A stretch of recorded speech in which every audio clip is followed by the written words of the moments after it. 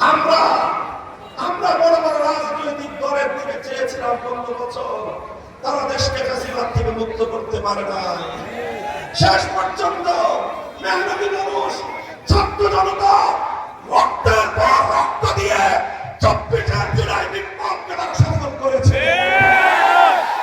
এরপরে বড় বড় রাজনৈতিক দল এসে তারা এখন ক্ষমতার আলোর ভাগ বড় করার স্বপ্ন দেখছে। পরিষ্কার ভাষায় বলতে চাই, বাংলার মানুষ এবার জাগ্রত হয়েছে। বাংলার মানুষ এবার নতুন ফ্যাসিবাদ দেখতে চায় না।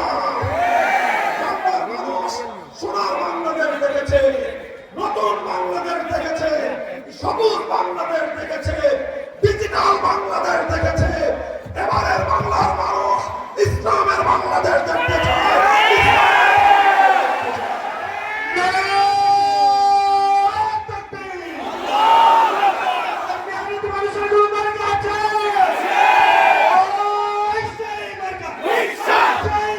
সত্য, ইনসাফ, ন্যায় প্রতিষ্ঠা এবং ইসলামের জন্য ফরমান।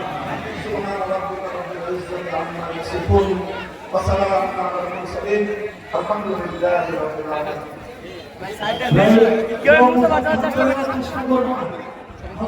কষ্ট হবে, কেউ মুসলমান হাত ধরার চেষ্টা